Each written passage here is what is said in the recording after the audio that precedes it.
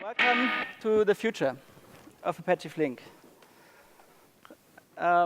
Before we start, I'd like to say some stuff. In this talk, I'm going to present a lot of new features and ideas in Flink, and if you're interested in any of these ideas, then please come talk to any of the Flink committers. I think they have a special badge, so it's marked, or come see me if you're interested, because there's a lot we cover, and if something interests you, try remembering it and then talk to me or some other committer. Then one question you might be asking is, why should we listen to this guy? Why does he have to say something about the future of Flink? And the answer is that I'm a PMC member of both Flink and Beam, and I've been working on what is now called Flink since, I think, 4 years now. So I have a bit of an overview of Flink, and I learned quite a few things. But all the stuff that I'm going to tell you about is also, you can learn it by just following Flink. So I'm just some knowledgeable guy that knows some stuff. In this talk, I'm also going to be mentioning some more in-depth sessions of topics. So they're going to be marked like this. And I also have to give a disclaimer. So the stuff I'm talking about here, they're my views. And the features I'm going to talk about, they're not an official Flink roadmap, because no one can really give a Flink roadmap, because Flink is a community-driven project. So the community and the decisions of community, they drive the future of Flink. So what I'm doing is just, I'm following Flink and I know what's going on, but all of this, as I said, you can learn by following the community, by talking to the right people. And I'm going to give you some pointers later how you can learn more about this stuff. So let's dive right in. These are roughly the topics that I'm going to cover. So I've partitioned this in roughly 3 topics. So there's some additions to the streaming API, a lot actually. There's some work going on in the way Flink deals with state and with checkpointing.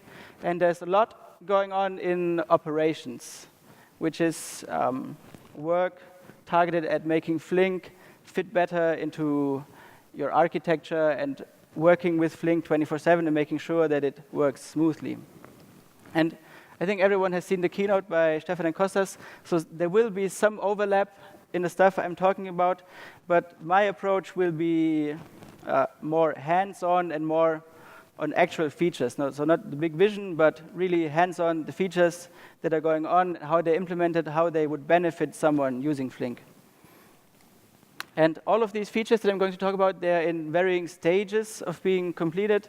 So there's done features that are basically available in the master branch. So they will be released with the next version of Flink.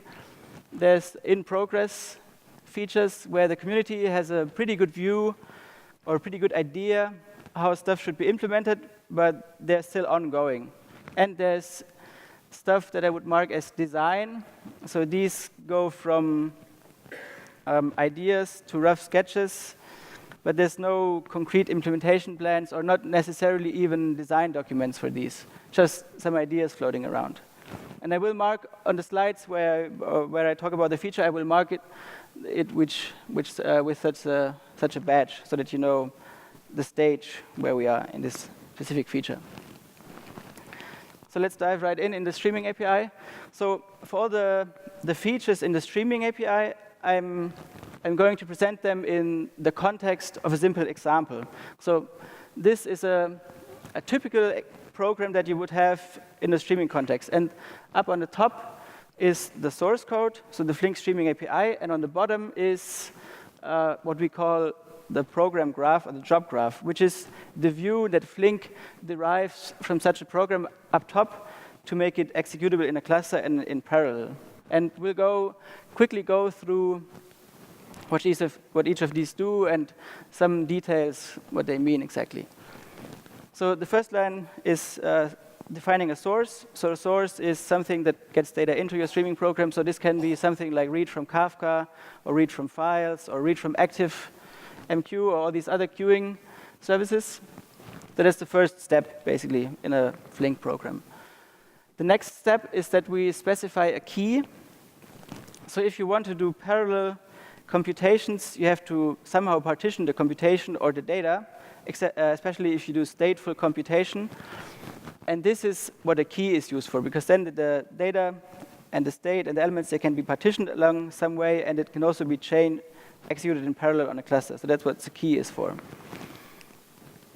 Next, we are specifying a window operation, and windows are necessary in streaming to put the data into different partitions so that you compute them, because the stream is essentially infinite, so you have to impose windows on it if you want to do some aggregation computations and so on. Windows is actually the most complicated concept to grasp in streaming, but the Flink API seems straightforward. And for specifying a window, you see there are actually several parts that make up a window operation. So the first thing you have to specify is what we call a window assigner, and here it says tumbling event time windows of 5 hours. So what we say with this is we want to have windows in time that are 5 hours long, and then we want to have results for these 5-hour windows. That's a window assigner. Then a trigger, which is optional. You don't have to necessarily specify one. A trigger specifies when such a window would be considered ready for processing. So the event time trigger, in this case, would say, process these windows of 5 hours once the system knows that time has passed the end of the window. That's what a trigger is for. But we will go into some detail later on triggers. Then there's something called allowed lateness, which specifies by how much data elements can be late to still be considered part of the computation. So if you have data coming from several sources like mobile phones or sensors, then some data might arrive after the window would have actually been processed because of network failures and so on. And an allowed lateness allows you to specify a cutoff point at which you want to consider late data. And then the function that does the actual processing is the window function. Here, which is saying it's my window function. The window function basically gets the element in the window and then can do some computation on these and produce some result. And then for actually emitting this result, we are adding a sink. And a sink can be something like writing to Kafka, writing to HFS, some distributed file system, or Cassandra, Elasticsearch, any external system where you want to write your data to. So let's go deeper in triggers. So as I said, a trigger decides when you want to process a window. And Flink has a number of built-in triggers. So there's triggers that basically trigger based on time. So there's event time and processing time. And for example, triggers that trigger on count, so that you can say, trigger my window once I have at least 100 elements, for example.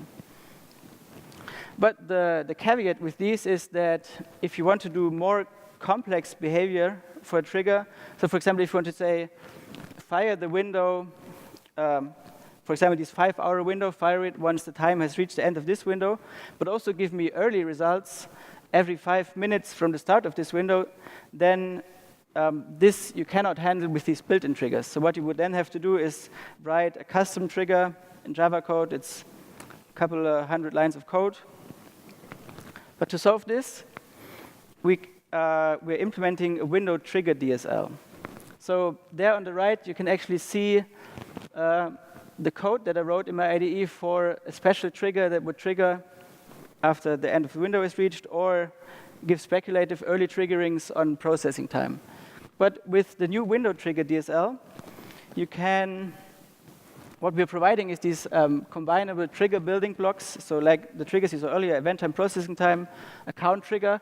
But then there's also these compound triggers that combine several triggers. So there's the after all trigger, where you give a list of subtriggers, which then specifies a trigger that fires when all the subtriggers fire. Or there's the any trigger, which fires if any of the subtriggers fire. Or there's the repeat trigger, which you can use to make a trigger fire repeatedly. So if you have a count trigger that fires on 5, but then you say, repeat this, then you get a trigger that repeatedly fires once you reach a count of 5. And down there is the actual code for, in this new trigger DSL, that does what this custom trigger on the upper right does. So here we just say, I want an event time trigger that fires after the end of the window. And I want also to have an early trigger that fires every 5 minutes after the start. So that's it for triggers. And as you can see, this feature is done. It's available in the master, almost, to be honest. But there's a pull request, and it's very good work that is in there. Next, we have to go into some details of this window function and some interplay with the trigger. So as I said, the window function is basically the function that has to compute a result based on the elements in a window. And currently, the state of Flink is that the window function gets the key of the window that you're processing. It gets the window which says, hey, look, this is the time window from like noon to 5 p.m. because you want to maybe have this data available downstream, or because you want to write it in your database as this is the result for this specific time period. And then it has to produce some output. With this, you have some problem, though, because if you have triggers that can fire repeatedly, say after the time reached the end of the window, but you also have these early trigger firings every 5 minutes, or you have firings after you have a certain count of elements, then you cannot really differentiate between these different conditions. So in your window function, you cannot do decisions based on what is happening. And that's why we want to extend the window function to also get a context object which has some more information about the window firing. So it has the reason why it is fired, so which of the triggers decided that we should fire. Was it an early trigger, or was it the trigger that fires once we really reach the end of the window? And also an ID, which can be an incrementing number, so that you know, for example, this is the third firing that I got, or this is the last firing, and so on. Because with this, you have more information available to do your computation. And this work is still in progress. So there's some prototypes available for this, but nothing specific yet. So let's dive a bit into the window operator.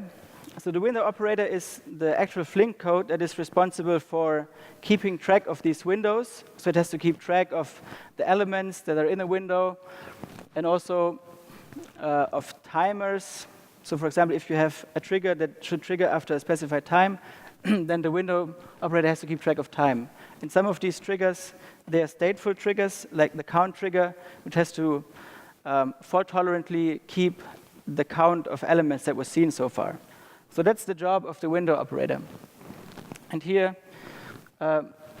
basically, these are the components that the user specifies. And then internally, the window operator also keeps a bit of state, where it keeps the window contents and this trigger state and the timers. And inside this window state, we have these bits of state that correspond to certain windows. And the thing now is that the results for these windows, so say for the window from 12 to 1, is only available after the window operator, basically after the trigger triggered, the control was passed for the window function, and then the window function emits a result. Only then can you externally have the data for one window available. So a nice idea would be if we can have access to this internal state of the window operator, because then it would actually allow us to query in real time what is the count for a window that I'm currently building, for the current time or for some other stuff. And the solution for that is Queryable State. We call it in Flink. So what this does is, this is not specific to the window operator, but it's just very interesting in the context of the window operator. But what it does is it makes Flink internal state queryable by external system. So here we have again our window operator. There's these juicy bits of state that we want to access. And then we can just have our laptop, and from externally we say, give me the current state that you have in this window for a specific window. And then the system will give back the result. And there's actually a talk by Jamie Greer later today over there about how the stream processor can be seen as a database. Because so if you if you have your window operation and you emit results to a database like Elasticsearch, you have one extra component that you need. But if you had the data available directly in the stream processor and you can query it, then you would lose the need for having this external system. And this idea is what this talk is going to explore in a bit more detail. So let's keep working with our little window example. Typically, or in Flink so far, operations, they only have one input.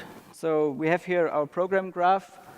So forget about this for a moment. So we have our source, we key it, this is the input to the window operator, and then we have the sink.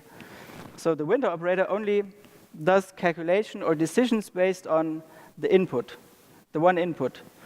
But what if we want to enrich this somehow and have some other external data source as an additional input available when processing these windows? And the answer to this is side inputs. So again, this is not specific to Windows, but it's very neat in the context of Windows. So what side inputs are, they provide an additional input to operations next to the main input. And the side input can, for example, come from a stream like Kafka, it can come from a database, or it can come from even another computation result in the Flink program. So what we have here is we have another source, we have another window operator that calculates some result, and then we have this result as an additional input to our main window computation. So for example, this computation could be calculating some machine learning model or some statistics that would then be used in calculating results from this window operation. And this work is still pretty much in progress, but we have some very concrete ideas and prototypes available for what this should do. Then let's, I mentioned this before, late data. So you can specify this allowed lateness. And you might be wondering, what happens to data that arrives after the allowed lateness has passed? And the answer right now is that they are, so you have this late data, and Flink right now just throws it away. You don't see it anymore. That's, depending on the use case, that can be okay. But ideally, you would also maybe want to have another code path where you can deal with this late data, this extra late data. And the answer to this is the opposite of side inputs, side outputs, which would basically allow an operation to have an additional output and output that data to some other sink or some other computation. So in the context of our window operator, we have it sitting here, we have the late data, and then we just say, I want to have this other computation that is some special code path for dealing with very large data, and we output it to a different sink. So that's pretty neat for this. And it's also useful for other operations where you, for example, want to filter your data and then send it to different downstream operations based on some field in the data. This is also still in progress. So now we come to something that should be interesting to a lot of people. Stream SQL. So here I only have this snippet, which should already say everything. So this snippet of something that looks like SQL can basically specify the computation in the program that I showed you earlier. So we have select from a stream, we specify a window of 5 hours, and then, for example, we do a count, which you would otherwise do in our window function. And Flink has had for a while this thing called the Table API, which is a relational API for streaming programs and for batch programs. And based on this, we recently introduced an SQL API, and now we are also at work on providing windows and streaming SQL for this. And there's actually a more in-depth talk by Fabian Hüske and Till Roman about stream processing with Stream SQL and CEP. So now we have seen everything, or the most important bits regarding the streaming API. So let's move on to state and checkpointing. So in our computations, in our window computations, we have state that we want to keep safe in case of failure. Because if a job fails, we want to restart it and then restore it from this state. And so for this, we have here our Flink pipeline. And we have here HDFS that we want to use for checkpointing. And now let's see how this works when the job runs. So the job does some computation and it accumulates some state. So the source stores something like the current offset from Kafka. Here we have some operations that store state, some more state. And then we decide we want to do a checkpoint to HDFS. So what we do is we create a file in HDFS. We send all the data there. Then we continue processing, so create a new data item, do another checkpoint, send the data there, do some more processing, create another checkpoint. So you might see a pattern here. So every time I just changed one bit of state, so there came this orange bit of state that changed and this purple bit of state, but each time we did a checkpoint, we checkpointed the whole state to HDFS. So what this means is that you have a lot of network traffic going on, which is stealing network traffic from your main computation, and you have a lot of storage requirements in your HDFS. And the obvious solution to this is actually incremental checkpointing, which would only checkpoint changes in the state, because the stuff that is not changed is already there in an earlier checkpoint. So with this new scheme, what would happen is we again do some computation, do a checkpoint. So the initial checkpoint would checkpoint all the data because there's no previous checkpoint that has this data. Then we change a bit of state, and then we only save this state. And then we do another state, and only checkpoint this. So this would greatly reduce the amount of time spent on checkpointing. And there's also talk by Stefan Even about this, about scaling stream processing to very large state with Flink. And then along this direction, there's also another thing that we are currently working on, mostly in the design ideas and rough sketches, is hot standby. So with this, the idea is that you don't actually have to have the external system where you do your checkpoints, but instead you replicate your state to other running operations or other task managers running in your cluster, so that when you have a failure, you don't need to restore your state from HDFS, but you can just switch the computation over to another machine that is already running. Thereby, you don't need to have the external system, and you don't need to have the extra time that would be required to restart the computation. And an added benefit of this is, for example, I mentioned Queryable State earlier, and with state replication that is always available, you would also have your data always available, even if a job fails. So this is somehow like replacing something like Elasticsearch or Cassandra by having the state replicated internally in Flink, which is quite a nice thing. But this is very early design ideas. And you might be wondering now, why do we need these? Apparently, people are already using Flink, so the truth is that Flink is already able to handle very large amount of states, so gigabytes or hundreds of gigabytes of state, and this works smoothly. And incremental checkpointing and hot standby, they're meant for future-proofing Flink. So this is for the future where you might have terabytes of state running around in your cluster, and where you need to ensure that this correctly works with fault tolerance and restoring and not having too many lags and keeping latency low, and so on. So that's the last bit in state and checkpointing. So let's move to operations. So one thing that we want to have is job elasticity. But for this, I need to backtrack a bit in how a Flink computation works. So when you start a Flink job, you specify it with a fixed amount of parallel operators. So imagine you have here your data coming in. You here have your two window operators sitting there doing processing, and you get the results. And that's how it works currently in Flink.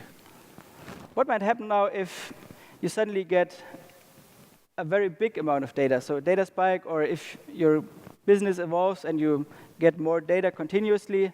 So what happens if this happens?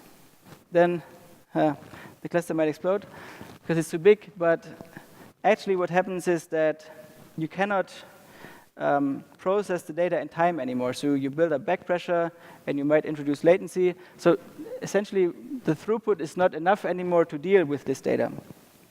And the solution for this is job elasticity. So what we're doing in Flink, which is already in the master, is to allow to dynamically scale up or down the number of operators that are working on something. So you have your higher throughput requirements, so you just add an operator, and they keep processing, and they produce the data. Or if you have lower data incoming again, you then reduce it again. And in this way, you don't have excess resources and can scale down. And if you don't have enough resources, you can scale up. And there's a more in-depth talk about this dynamic scaling by Till Rohrmann. I think later today over there also. Then keeping in the operations space, you already saw this in Stefan's keynote, but I'm going to reiterate it.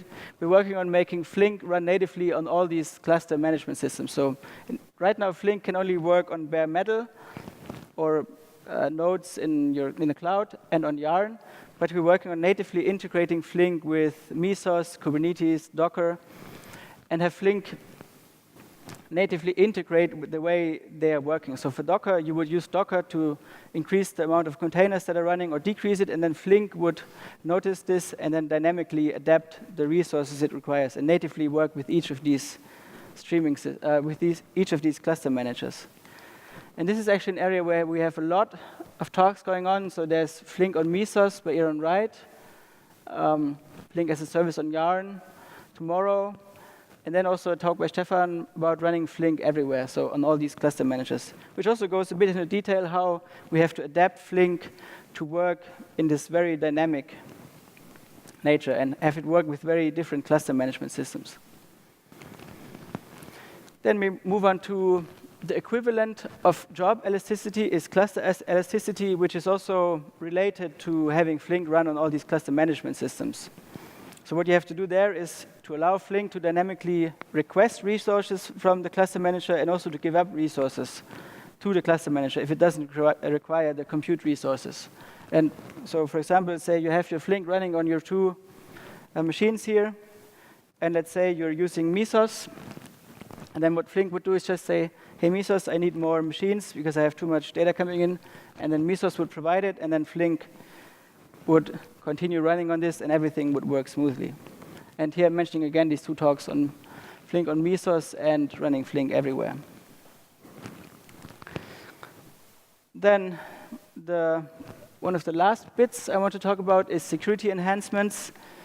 So we are working both on making Flink work with external system in a secure way. So for example, authenticating at HDFS or Zookeeper or HDFS using something like Kerberos, which you require if you want to make your computation safe. And also making sure that the communication inside of Flink is safe. So have encryption in the communication between the different Flink processes running in the cluster, and also have authentication and encryption when managing a cluster or submitting programs to a cluster.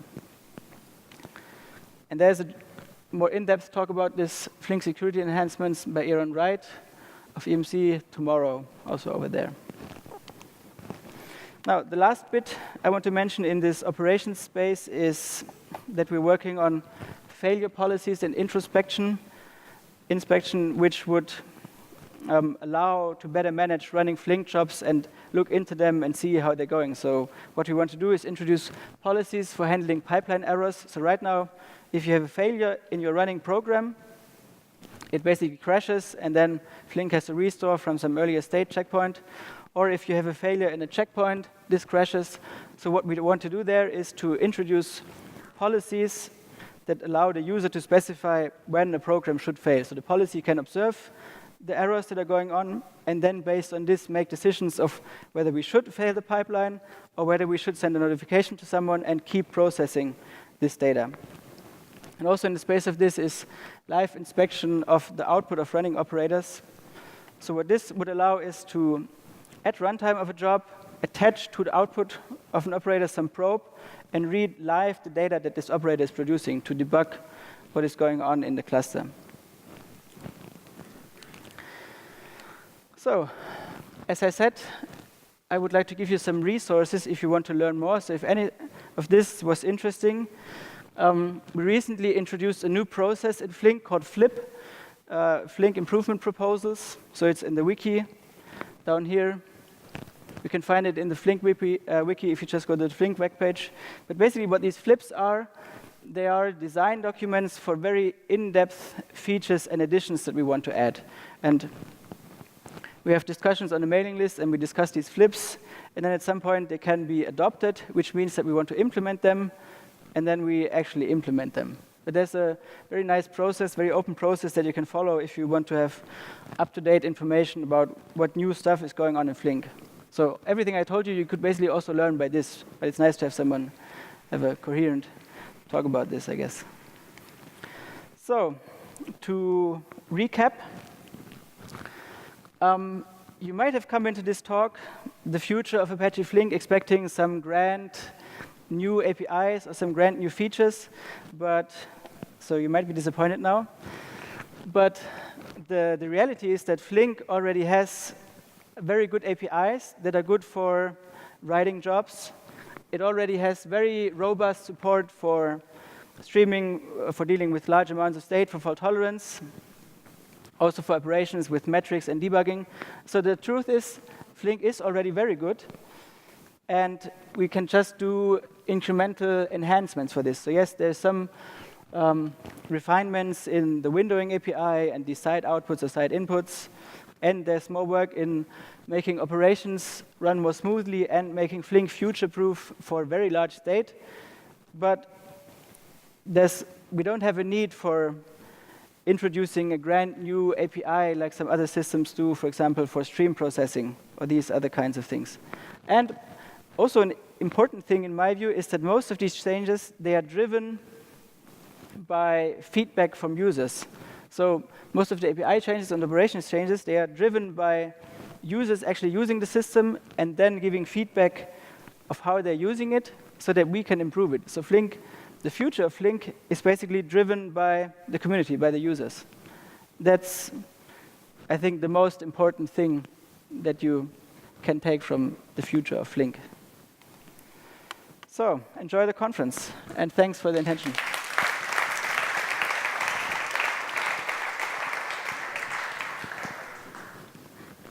I think we have some time for questions if you want. I think you should ask a question because then you get this cool cube microphone. Okay. You mentioned there was something like Queryable State. Yes. Does it go across nodes? So if you're within one node, can you then query the state that's on another node? Very interesting. So the answer is no right now. So what it does right now is just you have your cluster running, your parallel nodes, and then externally you can query the state of one of these nodes. But there cannot right now be communication within these nodes, because that's a very tricky thing to get right with fault tolerance and parallel computation. But it's an interesting thing nonetheless that a lot of people would like to have at some point. But right now it's not there. Anyone there? Okay. So if I understand correctly, the queryable state hangs together also with a streaming SQL, right? Or is that using it underneath? Or can you compose your streams based with SQL? Yes. So no, the answer is no. But so queryable state is separate from the stream SQL API. So the stream SQL API is in the end just another API that allows to specify a program that would then also be translated to this graph of operations, like the sink, the window operator, and the source, the other way around. But yeah, that's essentially how it works. So another API for specifying programs. Okay. I think behind you there's Iran. Hi. His ideas actually sounds really good. If you could make a connector for the queryable state, one job could work over the queryable state of another, maybe, I don't know. Could be, yeah. Crazy idea. Okay, my question was, when you talk about side inputs and outputs, it seems like it's at odds with the overall state management of the system and the determinism. So how do you kind of think about that tension? Mm-hmm. So yeah, it's true. If you have these side inputs, you also need to have some way of ensuring that overall this is how do you say, consistent and reproducible, for example, if you restore from state. This is true. And the answer is that right now, to be honest, I don't know how it will work if you have all these external systems like a database and so on. But if you have, for example, as the side input, the output of another computation, and if you do event time-based windowing, then the results will be consistent. But if you have external systems that can change in between, then you need to have an extra layer that would buffer Flink from this external system to ensure a coherent view. This is true, yes. Thank you. So these are still in progress and in design, so some brain cycles still have to be spent on how exactly this will work out. That's a good question, yeah.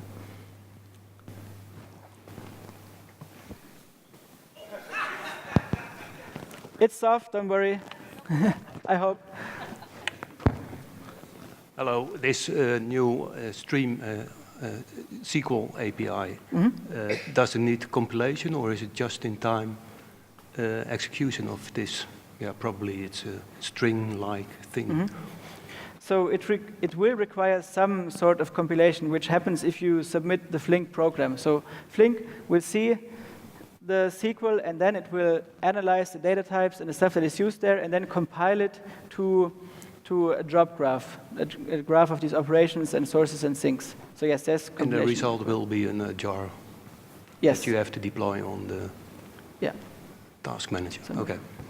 I think I got the signal that this was the last question, or no? Yes, it was. Perfect. Thanks a lot. Okay, cool.